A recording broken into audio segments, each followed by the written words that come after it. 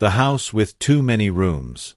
In 2026, the Whitmore mansion stood proudly on the hilltop of Silvercrest Estate, a gated luxury neighborhood where silence smelled like money and the driveways shined like mirrors.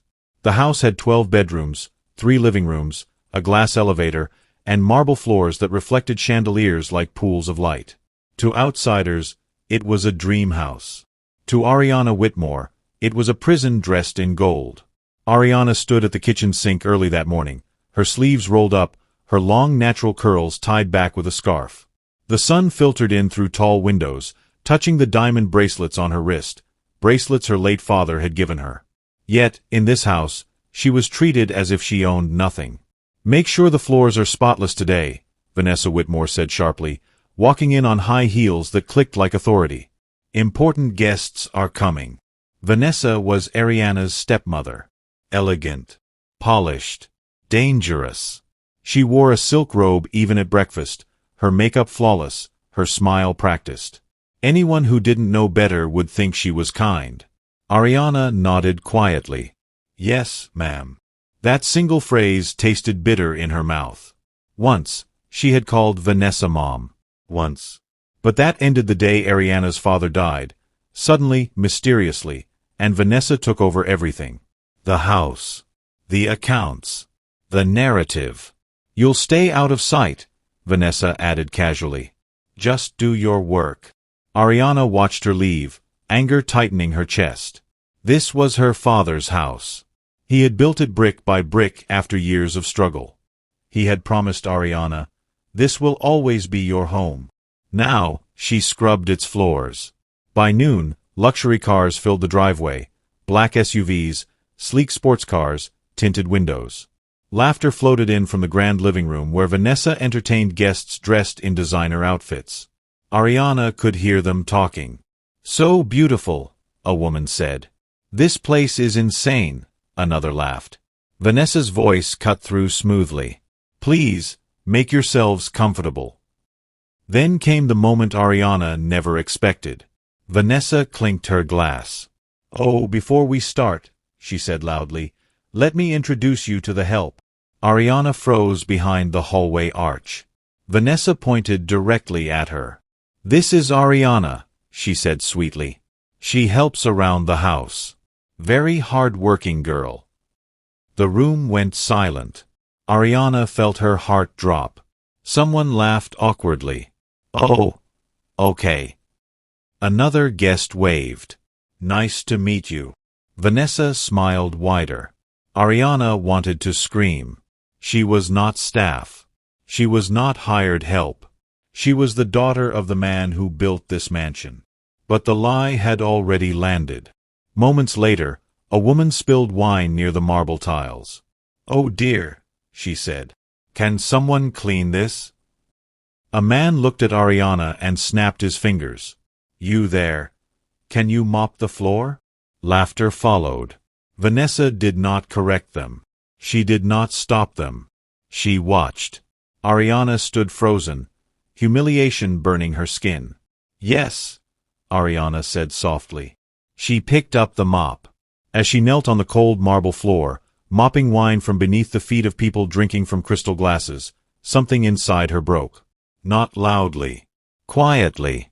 And when something breaks quietly, it becomes dangerous. From across the room, Vanessa met her eyes. And smiled. Ariana kept her head down as she pushed the mop across the marble floor, the soft swishing sound mocking her silence. Every movement felt heavy, like she was dragging more than just water. She was dragging her dignity. The guests continued chatting as if nothing was wrong. "Vanessa, this house is stunning," a woman in a gold dress said, lifting her champagne glass. "Your staff is so well trained." Vanessa laughed lightly. "Oh, thank you. I believe in discipline. Everyone must know their place." Her eyes flicked briefly toward Ariana. Ariana's fingers tightened around the mop handle. Know their place. Those words echoed in her mind, dragging her back to years ago, before luxury turned cruel. She remembered when her father, Charles Whitmore, was still alive. He had been a self-made real estate tycoon, respected and feared in the business world. But at home, he had been gentle, always calling her my princess. You don't clean floors in this house, he once told her with a smile. You own them. Back then, Vanessa had laughed and agreed. Now, that same woman watched Ariana kneel. A guest leaned toward another and whispered loudly enough for Ariana to hear. Poor girl. At least she has a job. The words sliced deep. Ariana finished mopping and stood slowly, her knees aching. She carried the bucket toward the service corridor when a sharp voice stopped her. Wait, a man said. You missed a spot. He pointed with his shoe. Ariana swallowed and returned, bending again. From the balcony above, Vanessa observed everything, satisfied. This wasn't just humiliation, it was intentional erasure. Later, when the guests finally moved into the dining hall, Ariana escaped into the laundry room. She shut the door and leaned against it, breathing hard. Her eyes burned. But she refused to cry. Crying had become useless in this house. She pulled out her phone and stared at an old picture, her father, standing proudly in front of the mansion during its opening ceremony. His arm was around her shoulders. Everything here is yours, Ariana, he had said. Her phone buzzed. A message from Marcus Hill, her father's former lawyer and business partner. I'll be in town next week. We need to talk. It's important. Ariana's heart skipped. Marcus had disappeared shortly after her father's death. Vanessa had claimed he was no longer needed. Why now? She wiped her face and slipped the phone into her pocket just as the laundry room door opened. Vanessa stood there. Why are you hiding? Vanessa asked calmly. Guests will need dessert soon. I finished my work, Ariana said quietly. Vanessa stepped closer, lowering her voice. You embarrassed me today. Ariana looked up sharply. I embarrassed you? Yes, Vanessa said coldly. Your posture, your silence. It made people uncomfortable. Ariana laughed bitterly. You introduced me as a maid. Vanessa's eyes hardened. And this is my father's house. Vanessa leaned in, her perfume heavy. And your father is dead. The words hit like a slap. Vanessa straightened. In this house, I decide who you are. If you behave, you stay. If you don't, you leave with nothing. Ariana felt something shift inside her. A quiet resolve. Vanessa turned to leave, then paused. Oh, and wear something simpler tomorrow. You don't need jewelry. Ariana glanced at her bracelet, her father's last gift. Vanessa smirked and walked away. That night, Ariana lay on her bed in the small guest room she had been moved into months earlier. The master bedroom, once her father's, belonged to Vanessa now. The chandelier light flickered above her. For the first time, Ariana didn't pray for peace. She prayed for truth. And somewhere in the city, Marcus Hill prepared to return, carrying documents that could shatter Vanessa's control forever. The next morning, Silvercrest Estate woke slowly, sunlight sliding across glass balconies, fountains humming softly, luxury cars sleeping in long driveways. Ariana was already awake. She stood in front of the mirror in her small room, staring at her reflection. No makeup, simple dress, flat shoes. Exactly how Vanessa wanted her. But not how she saw herself. She touched the bracelet on her wrist. I'm still here, Dad, she whispered. Downstairs, staff members moved quietly, careful not to disturb Vanessa. Ariana walked past them, invisible yet watched.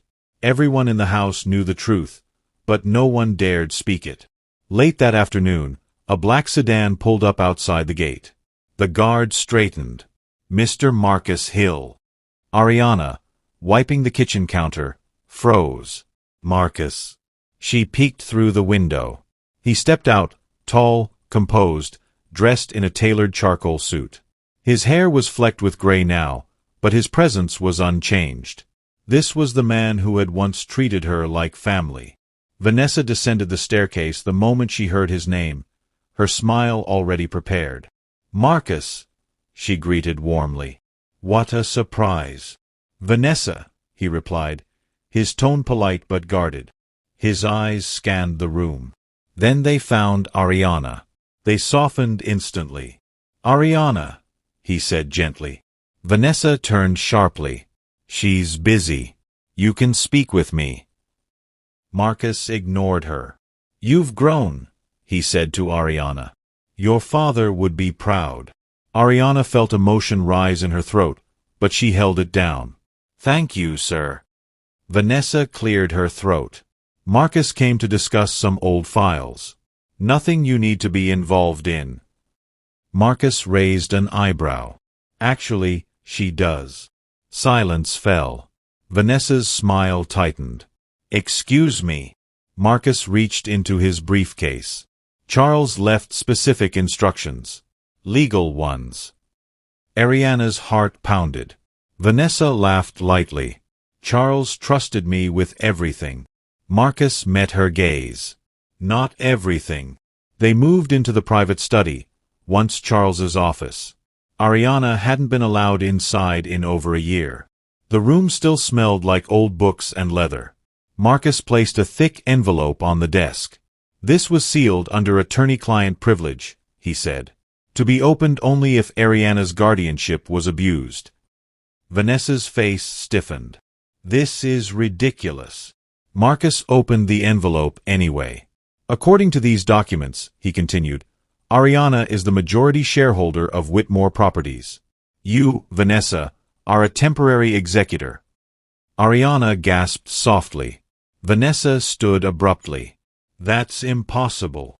"It's not," Marcus replied calmly. "And there's more."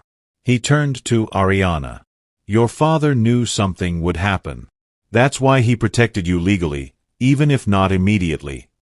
Vanessa's voice rose. "I took care of this house. I ran the business." "And you overstepped," Marcus said sharply. "Freezing accounts, misrepresenting Ariana as staff, emotional abuse." Vanessa scoffed. "She's ungrateful." Ariana finally spoke. "You introduced me as a maid." The words hung heavy. Marcus looked at Vanessa, disappointment clear. "That alone violates the guardianship agreement." Vanessa's confidence cracked. "This doesn't change anything," she said. "She still lives under my roof." Marcus closed his briefcase. "Not for long." He turned to Ariana. "Pack what you need. You're coming with me." Ariana hesitated, her eyes darting around the room, this house that had both raised and broken her. Vanessa laughed nervously. "You think you can just take her?" Marcus's voice was firm. "Yes. And next time we meet, it will be in court." For the first time since her father's death, Ariana felt the ground shift beneath Vanessa's feet. As Ariana followed Marcus toward the door, Vanessa called out, her voice sharp and desperate.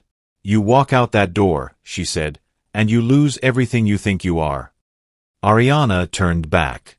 "No," she said quietly. "I lost everything when you made me kneel." And she walked out. The elevator doors slid open with a soft chime. Ariana stepped out slowly, her eyes widening. Floor-to-ceiling windows revealed the entire city skyline, glass towers glowing gold in the evening light, traffic moving like rivers of light below. The apartment was modern, elegant, calm. White marble countertops, soft leather furniture, fresh flowers already arranged on the dining table. "This is beautiful," Ariana whispered. "It's yours," Marcus said gently. "Your father purchased it years ago. He listed it under a trust." Ariana turned to him in disbelief. "All this time?" "Your father was careful," Marcus replied. "He knew love doesn't always survive money." Ariana walked toward the window, pressing her palm against the glass. For the first time in months, she felt safe enough to breathe. That night, she slept without fear. Across the city, Vanessa did not sleep. She paced the master bedroom of the Whitmore mansion, heels abandoned, makeup wiped off. The house felt too quiet without Ariana's presence. She picked up her phone and dialed a number. "They took her," Vanessa snapped. "Marcus Hill. He's interfering." A man's voice replied calmly, Documents don't lie, Vanessa. They can be delayed, she hissed. I need time. She stared at her reflection in the mirror. For the first time, her power felt fragile. The story continues. Don't go anywhere until you witness the end of this powerful journey. Watch till the very end to see how Ariana reclaimed what rightfully belonged to her, and how Vanessa's regret came too late to change her fate. Don't forget to subscribe, like, comment, share, and turn on your notification bell so you never miss any of our stories. Thank you for always watching.